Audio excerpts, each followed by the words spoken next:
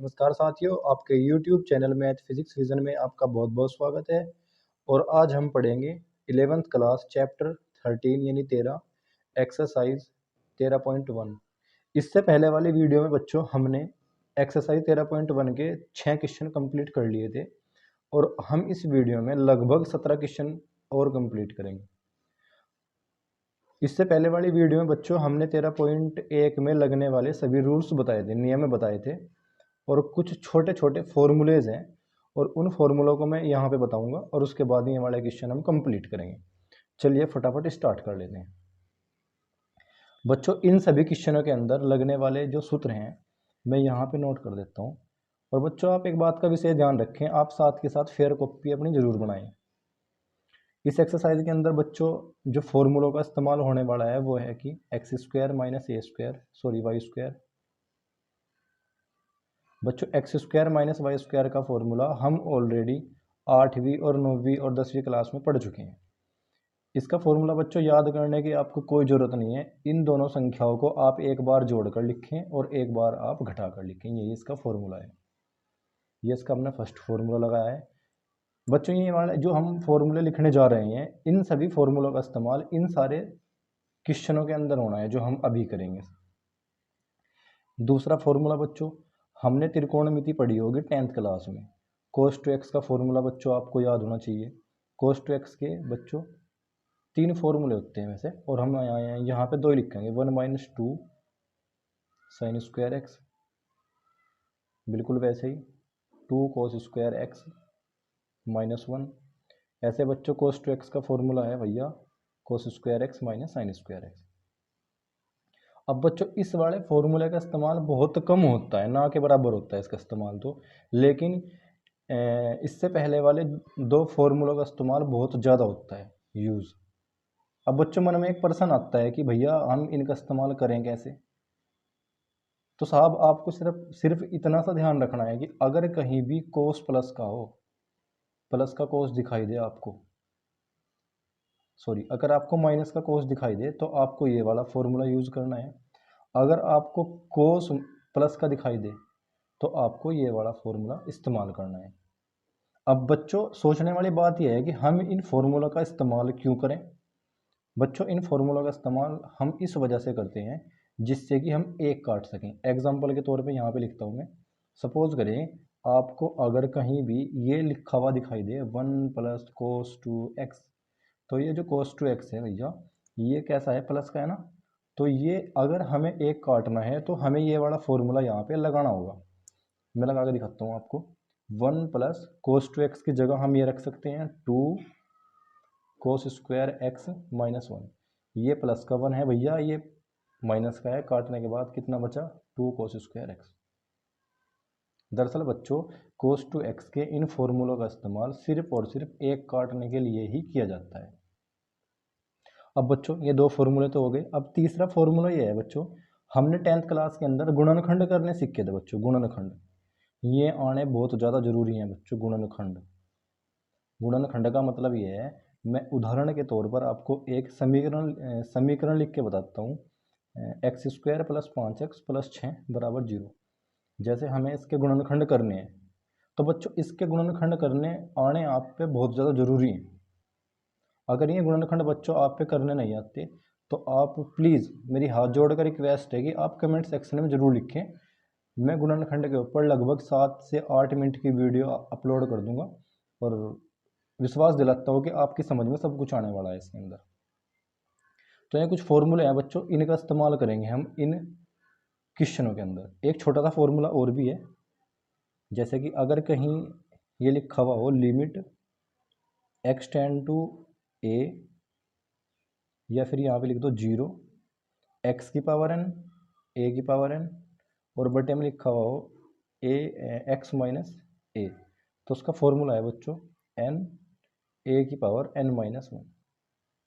ये फॉर्मूला है बच्चों, ये बहुत ज़्यादा इंपॉर्टेंट फॉर्मूला है और हम इस क्वेश्चन के अंदर इस्तेमाल करेंगे। जो 10 क्वेश्चन है ना, 10वां क्वेश्चन, इसके अंदर हम इसी सूत्र का इस्तेमाल करने वाले हैं बच्चों। चलिए बच्चों अब इसका 7th क्वेश्चन फटाफट बहुत जल्दी से स्टार्ट कर लेते हैं। 7th क्वेश्चन, चलिए साहब अब इसका 7th क्वेश्चन करेंगे।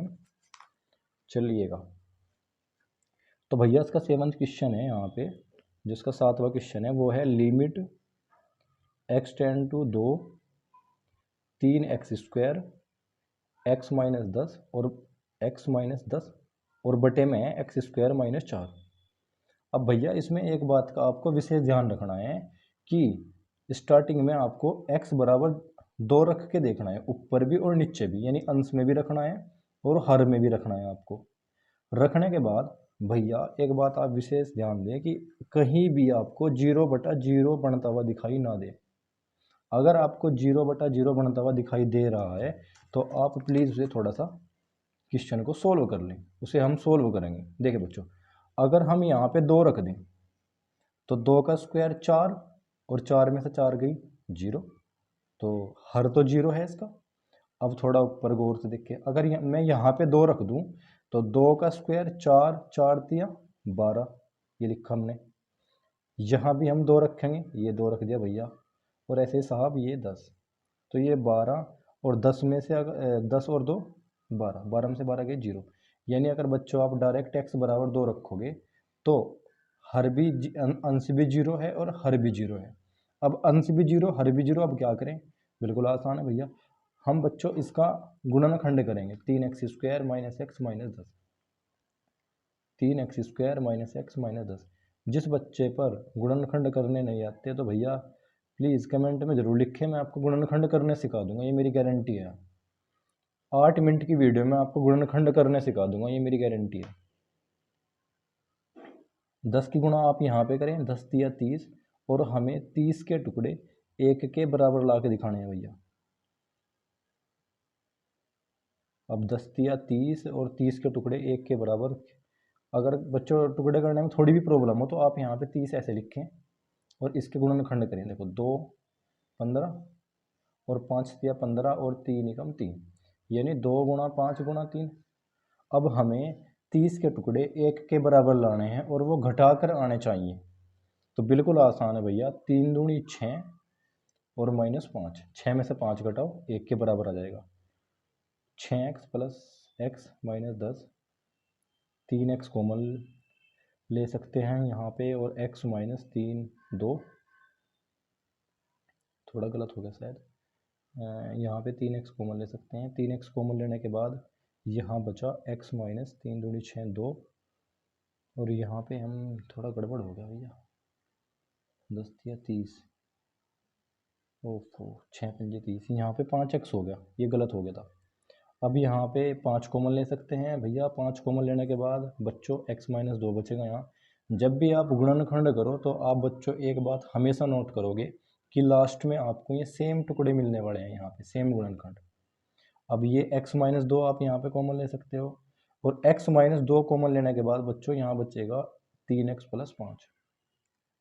अब हमने इस अंश के गुणनखंड ये किए, बिल्कुल वैसे ही बच्चों आपको हर के भी गुणनखंड करने हैं।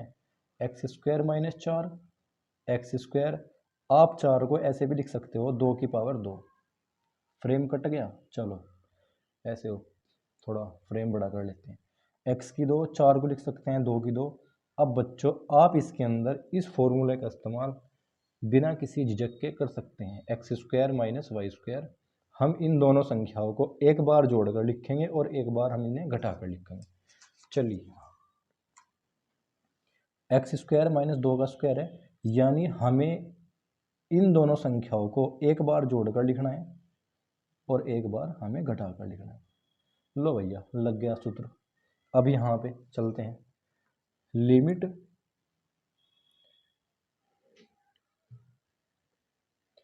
x tend to 2, limit x tend to 2 अंश ही है बच्चों, और अंश के गुणनखंड करने के बाद हमें ये मिल गए थे गुणनखंड इसके, x - 2 और भैया 3x + 5, ये हो गया। और अब थोड़ा हर में चलें, नीचे की साइड। हर के गुणनखंड हमने यहाँ पे किए थे, x + 2 और x - 2, x + 2 x - 2। अब ये गुणनखंड करने से फ़ायदा क्या है भैया? गुणनखंड करने से बच्चों फ़ायदा ये है कि हमेशा ऊपर और नीचे यानी अंश और हर में से कुछ ना कुछ कटेगा, कैंसिल हो जाएगा। और कैंसिल होने के बाद x टेंड टू 2 कैंसिल करने के बाद जो भी शेष बच जाता है वो हम नोट करेंगे। 3x + 5 x + 2। अब भैया क्या करें, x के स्थान पर बिना किसी झिझक के 2 रख दें भैया।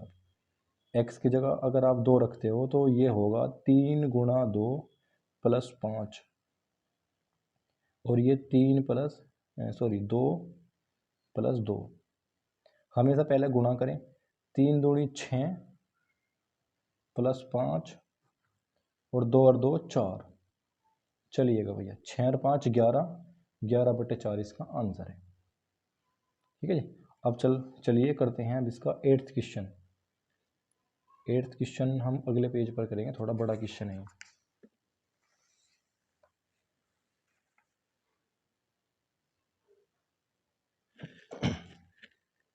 ये इसका है भैया 8th क्वेश्चन। 8th क्वेश्चन बोल रखा है limit x tend to 3 x की पावर 4 - 81 और बटे में है 2x² - 5x - 3। अब भैया इसका हमें आंसर निकालना है। तो आंसर निकालने से पहले आप x = 3 रख के देखिए क्या मिलता है हमें। अगर आप x की पावर नहीं, x की जगह यहाँ पे आप 3 रखते हो तो 3 रखने के बाद हमें क्या मिलता है, जरा आप यहाँ पे गौर करिए। यहाँ पे बताता हूँ मैं कि अगर आप x की जगह 3 रखोगे तो 3 के ऊपर तो हम 4 पावर लगा सकते हैं। 4 पावर क्यों, क्योंकि यहाँ पे 4 है ना। तो अगर आप 4 लगाते हो तो 3 × 3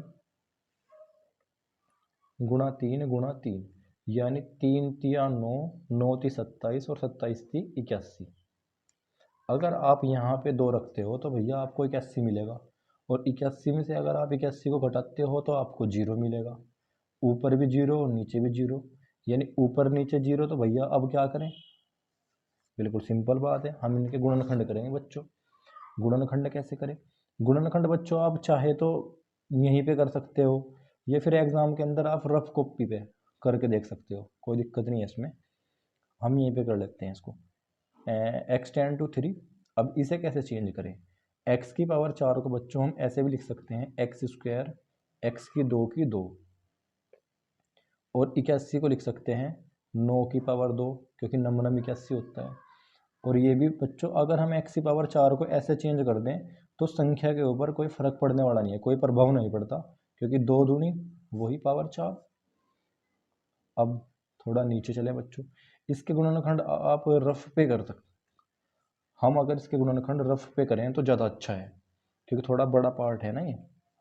तो हम इसके गुणनखंड रफ पे कर लेंगे 5x - 3। तो भैया थोड़ा गौर करें, 2 × 6 और हमें 6 के टुकड़े 5 के बराबर करने हैं और वो साहब घटा के आने चाहिए। 2x², 6x + x - 3, 2x x - 3 और 1 कॉमन x - 3। भैया अगर गुणनखंड करने में आपको ज़रा सी भी दिक्कत हो तो प्लीज़ आप कमेंट में ज़रूर लिखें। गुणनखंड की एक पूरी वीडियो बना के दूंगा भैया और गारंटी है कि आप सीख जाओगे एक वीडियो के अंदर। तो 2x² - 5x - 3 के जो गुणनखंड हैं वो हमें मिले x - 3 और एक है 2x + 1।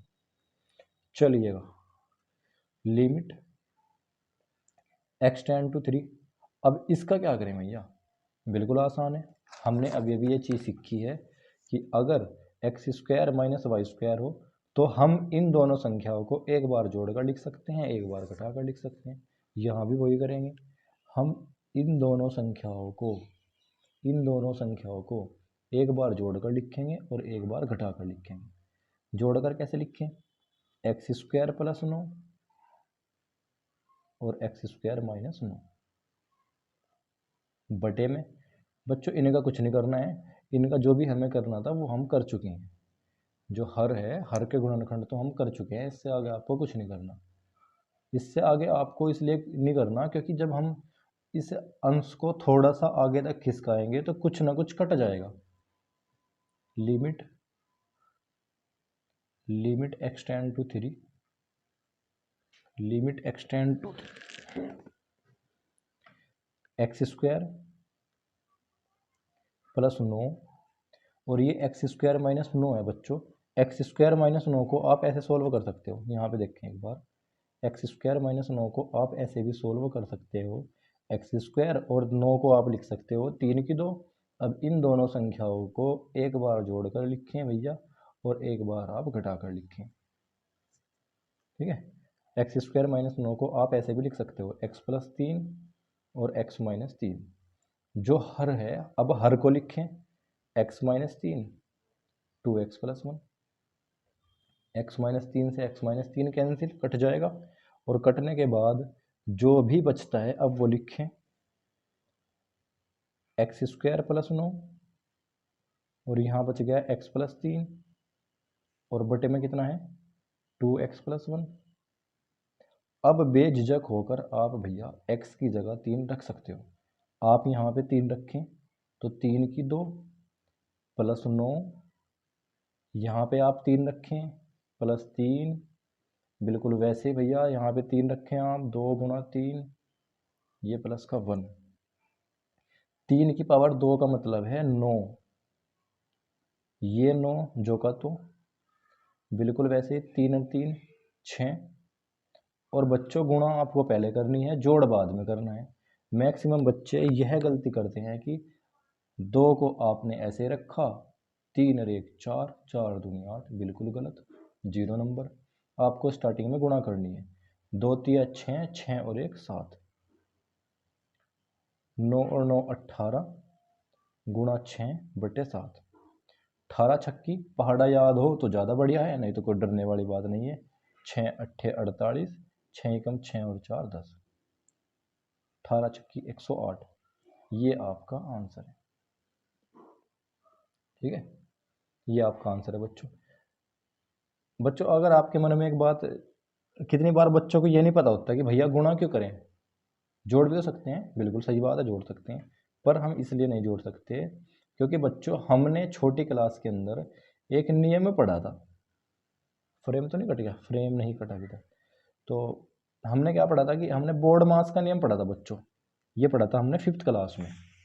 तो बोर्ड मास का मतलब है ब्रैकेट, ब्रैकेट, ओ का मतलब है ऑफ या फिर का, और डी का मतलब है साफ साफ बच्चों डिवाइड यानी भाग। मैं हिंदी में ही लिख देता हूँ बच्चों, ये है भाग। एम का मतलब मल्टीप्लाई यानी गुणा, गुणा का मतलब है बच्चों ये गुणा। ए का मतलब बच्चों बिल्कुल आसान ऐड, यानी हमें क्या करना है अब जोड़ करना है।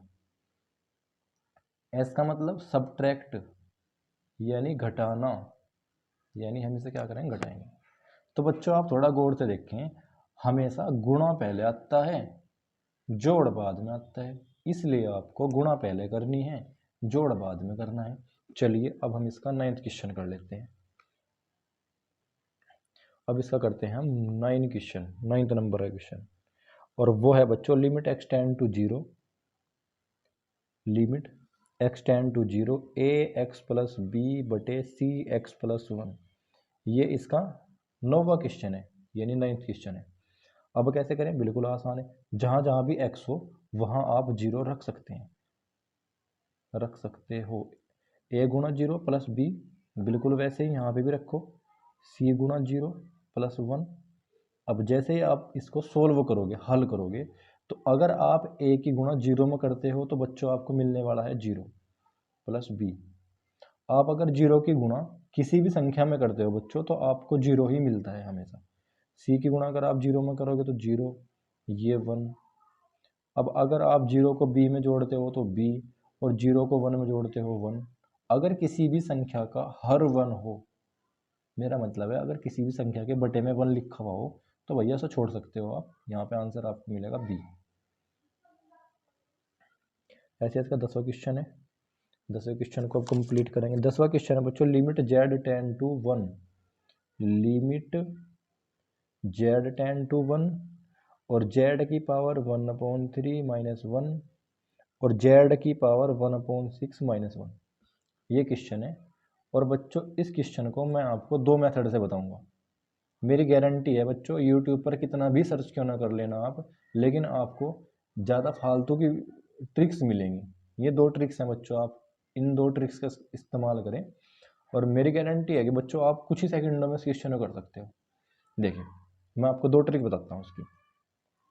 सबसे पहली ट्रिक, फर्स्ट ट्रिक इस क्वेश्चन को करने की, देखिए बच्चों, लिमिट जेड टेन टू 1 दे रखा है इसने, जेड की पावर 1/3 -1 और जेड की पावर 1/6 -1। ये बच्चों हमने एक सूत्र अभी अभी सीखा था और वो ये है, देखिएगा इस सूत्र का इस्तेमाल करेंगे बच्चों इसके अंदर, इस सूत्र का इस्तेमाल करेंगे। ये सूत्र मैं अलग से ठीक इसी के बारे में लिख देता हूँ, बिल्कुल नीचे इसके। तो बच्चों ये है formula, limit extend to 0 x की पावर n माइनस ए की पावर n बटे में x माइनस ए बराबर ए एन ए की पावर n माइनस 1। ये फॉर्मूला है इसका। बच्चों आप थोड़ा इस फॉर्मूले को थोड़ा गौर से समझें। x की पावर n माइनस ए की पावर n x माइनस ए, इस फॉर्मूले का मतलब ये है बच्चों कि जो आपको अंश में दिखाई देगा वही हर में लिखा हुआ है। मैं एक बार और रिपीट कर देता हूँ, आप थोड़ा ध्यान से सुने बच्चों। x की पावर n माइनस ए की पावर n x माइनस ए, इसका मतलब ये है कि जो अंश में है वही हर में है, जो अंश में है वही हर में है। लेकिन क्वेश्चन के अंदर एक प्रॉब्लम है कि जो अंश में लिखा हुआ है वो हर में नहीं है। अब कैसे करें भाई, बिल्कुल आसान है। देखिए बच्चों, लिमिट जेड टेन टू 1, भैया इसके अंश में है जेड की पावर 1/3 माइनस 1, ठीक है। यहाँ पे आप ऐसे बटा लगाएं, बिल्कुल वैसे ही। ये जो नीचे लिखा हुआ है जेड की पावर 1/6 माइनस 1, ऐसे लिखें। ऐसा लिखने से फर्क कुछ नहीं पड़ने वाला है बच्चों। ये भी, यहाँ भी अंश है ये, यहाँ भी अंश है ये, यहाँ भी हर है ये, यहाँ भी हर है ये। अब हमें करना क्या है इसके अंदर, हमें करना क्या है कि जिससे कि हम इस फॉर्मूले को बना सकें, जेड माइनस 1 से भाग करनी है और जेड माइनस 1 से गुणा करनी है। बच्चों जिस संख्या से आप गुणा करोगे उसी संख्या से आपको भाग करनी है, जिससे कि इस प्रश्न के ऊपर कोई प्रभाव ना पड़े। जैसे कि मैं एक एग्जांपल के साथ आपको सिखाता हूँ। आप मान के चलेंगे अगर कहीं भी लिखा हुआ हो 7/8 और आप इस संख्या में 2 से गुणा करते हो तो 2 से भाग करते हो, तो कितना आंसर मिल गया, 7 दूनी 14, 8 दूनी 16। तो बच्चों 7/8 और 14/16 बिल्कुल बराबर संख्या है।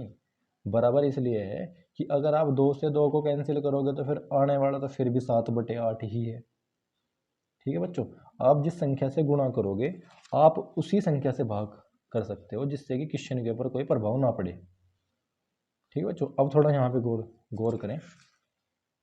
अब हम इसके अंदर ये वाला फॉर्मूला इस्तेमाल कर सकते हैं, ये वाला।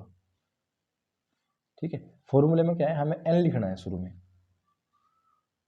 अब यहाँ पे देखिए x की पावर n है ना, तो x की जगह यहाँ पे z है, n की जगह 1/3 है, a के स्थान पर 1 है, लेकिन यहाँ तो n है ही नहीं।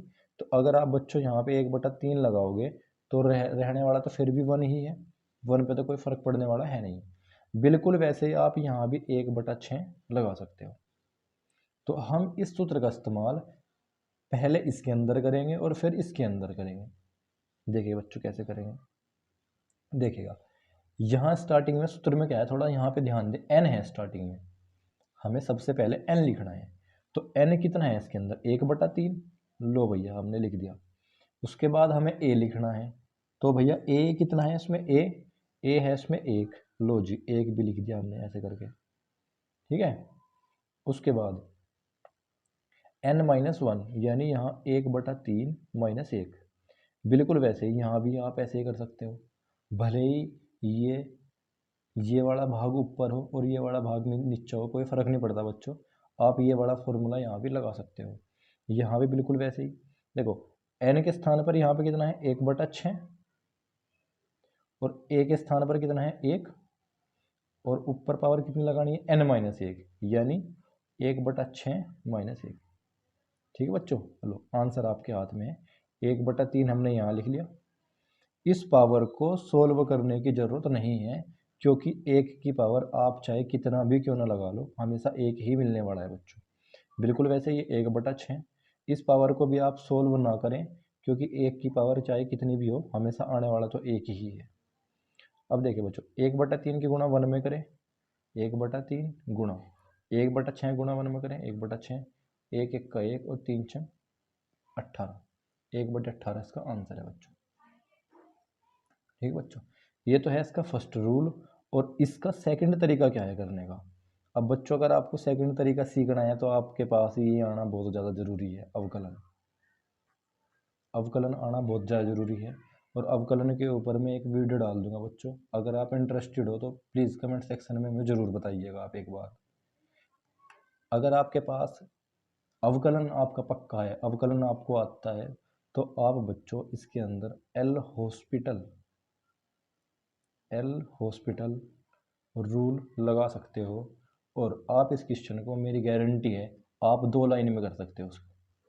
2 लाइन के अंदर इस क्वेश्चन में अगर आपके पास अवकलन आता है तो इसमें आप एल हॉस्पिटल रूल लगा सकते हो। ठीक है बच्चों, चलो अब करते हैं इसका भैया 11वां क्वेश्चन। अब है इसका 11वां क्वेश्चन। अब बच्चों इसका 11वां क्वेश्चन है, ये हम जल्दी जल्दी कर लेते हैं। 11वां क्वेश्चन, फ्रेम तो नहीं कट गया, फ्रेम ठीक है, फ्रेम चलो। Limit extend to 1, limit extend to 1 a x square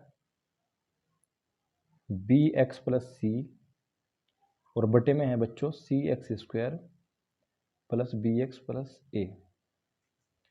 अब इसमें क्या करना है बच्चों, जहाँ जहाँ भी x है वहाँ हमें एक रखना है, तो रख लेते हैं फटाफट, कोई मुश्किल बात नहीं है। x के स्थान पर आप एक रखें, यहाँ पे x है बच्चों, 1 रख दिया। यहाँ पे भी x है b के साथ में, यहाँ 1 रख दिया। c बेचारा कर रहा है, इसे हम जुगा तो रखते हैं, इसके पास में बेचारे का कोई नहीं है।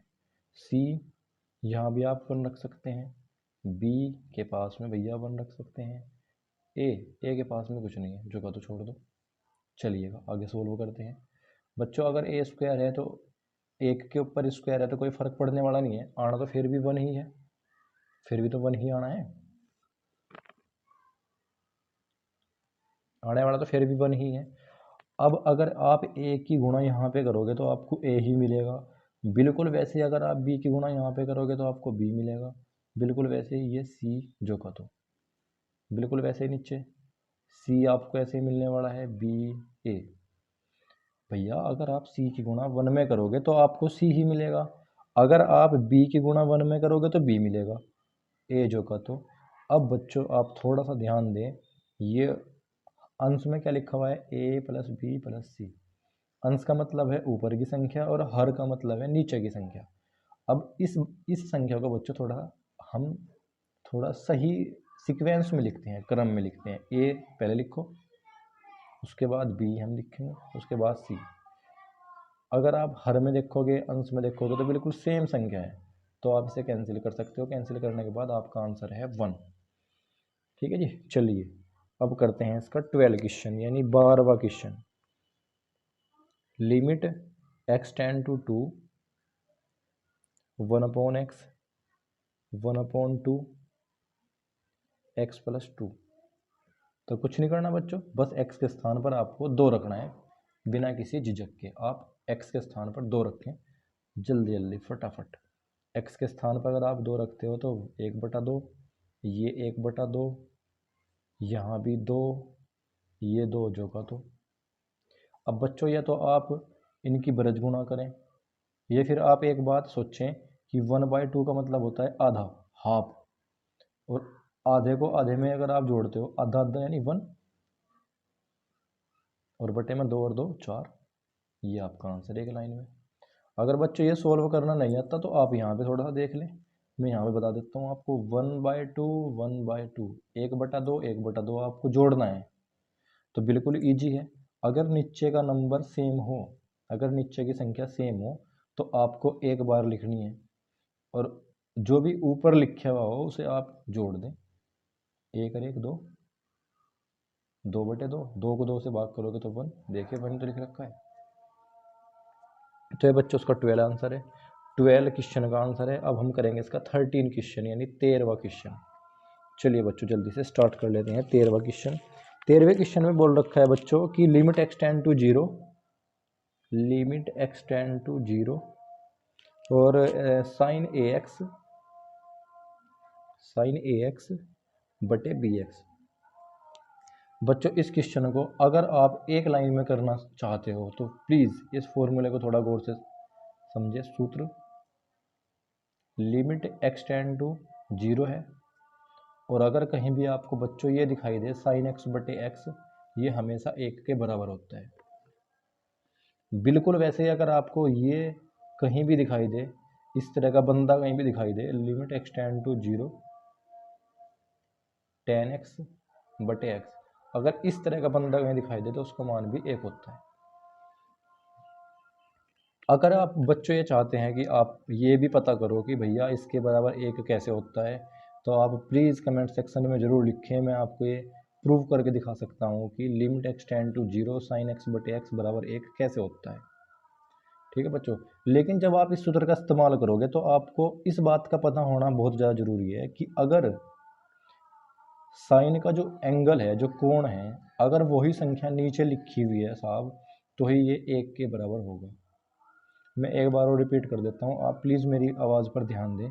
अगर साइन का ये दोनों संख्याएं अगर सेम है, साइन का कोण और हर दोनों सेम है, तो हमेशा ये एक के बराबर होता है। अब इस सूत्र का इस्तेमाल इस क्वेश्चन के अंदर हम कैसे करें? बिल्कुल आसान है बच्चों।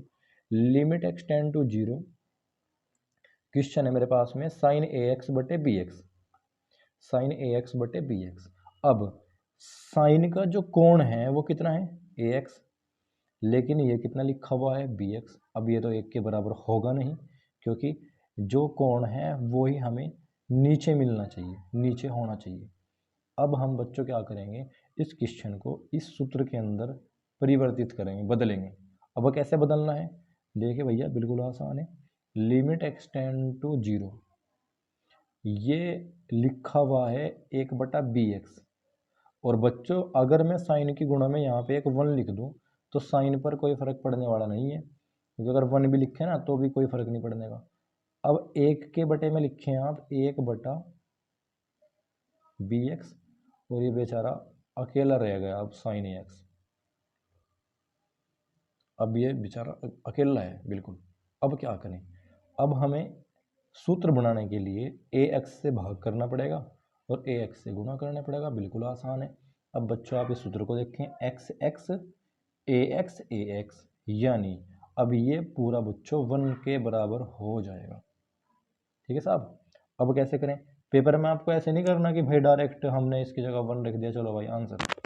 हमें पेपर में कैसे करना है, एग्जाम के अंदर limit extend to zero, limit जिन संख्याओं के पीछे लिखा हुआ होता है बच्चों, हम उन सभी संख्याओं के पास इसे ले जा सकते हैं। मैं एक बार और रिपीट करता हूँ, लिमिट के सामने जितनी भी संख्याएं लिखी हुई होती हैं, आप लिमिट को उन सब के पास ले जा सकते हो। हम स्टार्टिंग में क्या करेंगे, हम इसके पास ले जाएंगे, साइन ए एक्स बटे ए एक्स। अब ये एक्स से एक्स कैंसिल, ये कितना बच गया अब? ए बटा बी। अब भैया इसका आंसर हमने बहुत अच्छी तरह से सीखा है, वन के बराबर है।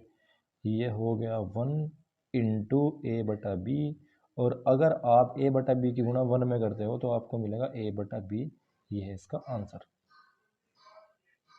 फ्रेम कट गया, चलो सॉरी बच्चों, ये हो गया ए बटा बी। अब करेंगे इसका हम 14वां क्वेश्चन, यानी 14 question.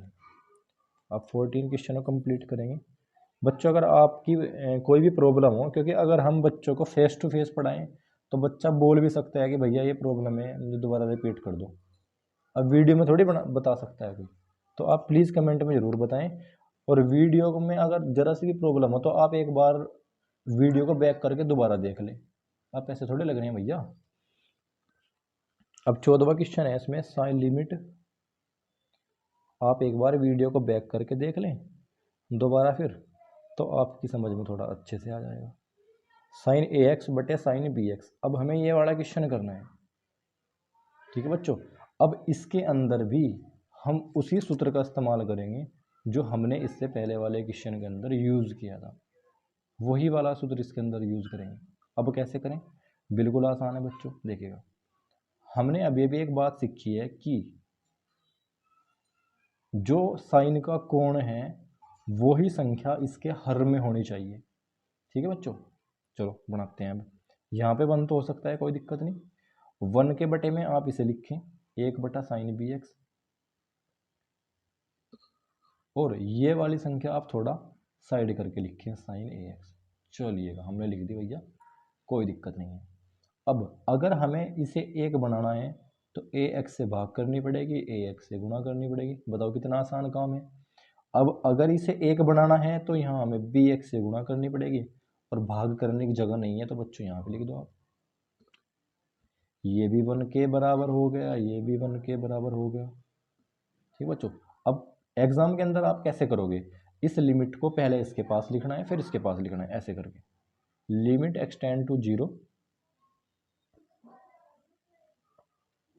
sin bx into limit extend to 0 sin ax बटे ax।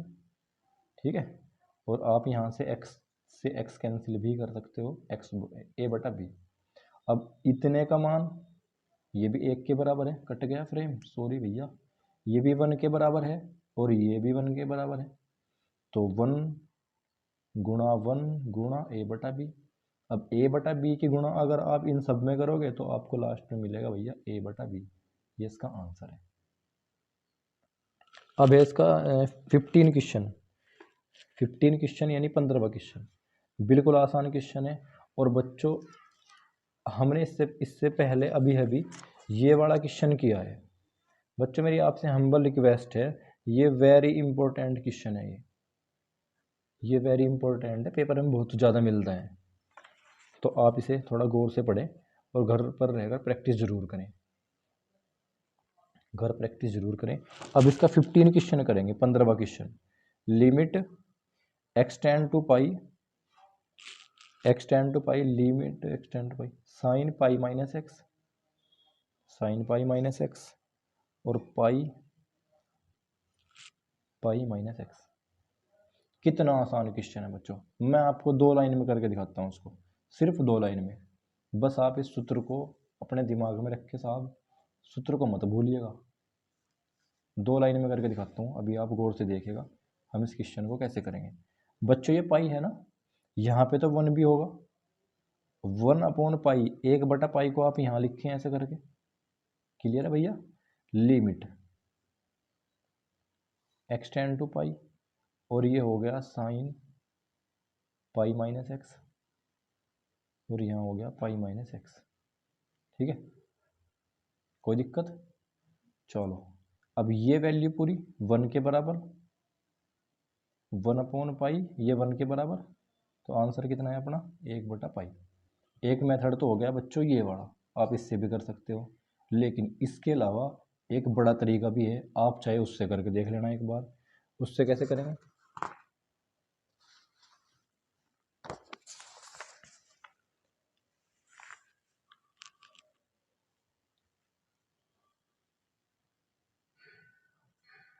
फिफ्टीन क्वेश्चन है, लिमिट एक्सटेंड टू पाई और इसके अंश में है sign pi minus x, sorry पाई माइनस एक्स। अब बच्चों इसका लॉन्ग मेथड क्या है, बिल्कुल आसान है, ये 1/पाई है, 1/पाई, इसे आप बाहर लिख सकते हैं ऐसे करके, इसे आप बाहर लिख सकते हो 1/पाई को, और यहाँ पे हो गया limit extend to pi sine pi minus x बटे पाई माइनस एक्स। ये बच्चों आप एक काम करें, इसके अंदर जो पाई माइनस एक्स है इसे कुछ ना कुछ मान लें अपनी साइड से। जैसे कि हमने ये मान लिया, सपोज कर लो हमने ये मान लिया एक्स मान लो, चाहे थीटा मान सकते हो आप ऐसे करके, थीटा मान लिया। ठीक है बच्चों, हमने ये थीटा मान लिया। चलिएगा अब हम इसके स्थान पर थीटा रखेंगे। ठीक है, थोड़ा सा आप गौर करें, ये जो लिमिट लिखी हुई है बच्चों, ये लिमिट x की है, मतलब ये x का मान है, x बराबर पाई है। और जब आप पाई माइनस एक्स की जगह थीटा रखोगे तो ये पूरा का पूरा क्वेश्चन थीटा में पहुंच जाएगा। तो भैया हमें लिमिट भी थीटा वाली चाहिए, तो आप लिमिट भी ज़रूर चेंज करें। लिमिट कैसे चेंज करते हैं, एक्स का मान पाई है, आप पाई में यहाँ लिख दो, यहाँ लिख देता हूँ लिमिट चेंज, मतलब हमें लिमिट भी परिवर्तित करनी है, लिमिट को भी बदलना है। आप x बराबर पाई यहाँ पे रखें, और बच्चों ये वाला पाई तो पहले से लिखा हुआ है यहाँ पे, पाई माइनस पाई बराबर थीटा। और बच्चों इतिहास गवाह है इस बात का कि पाई से पाई कट गया 0, यानी अब जो नई लिमिट आई है निकल के वो है 0। ये जो 1/पाई है इसे आप ऐसे लिख लें 1/पाई लिमिट। अब बच्चों ये लिमिट जो है ना x नहीं रही, अब बदल गई है थीटा के अंदर, थीटा टेन टू 0। अब ये हो गया साइन, हमने ये थीटा मान रखा है बच्चों, और बटे में भी कितना है थीटा। ये लो जी आपका आंसर बिल्कुल तैयार है, रेडी है, 1/पाई। अब इस पूरे का मान होता है बच्चों 1 के बराबर, तो यहाँ से होगा ये 1/पाई। तो बच्चों इस वीडियो में हमने 15 क्वेश्चन कंप्लीट किए हैं। हम बच्चों एक्सरसाइज को भी कंप्लीट कर सकते थे, पर एक छोटी सी प्रॉब्लम है यार बच्चों, इसके अंदर जो है वीडियो बहुत बड़ा हो जाता है, और वीडियो बड़ा हो गया तो फिर बच्चों आपको देखने में थोड़ी सी प्रॉब्लम होगी। तो बचे हुए जो क्वेश्चन है भैया वो हम अगली वीडियो में कंप्लीट करेंगे। वीडियो देखने के लिए आपका बहुत बहुत धन्यवाद, थैंक यू फॉर वॉचिंग। अगर आपको इस वीडियो से ज़रा भी हेल्प मिली हो तो चैनल को प्लीज़ सब्सक्राइब ज़रूर करें। Thank you so much.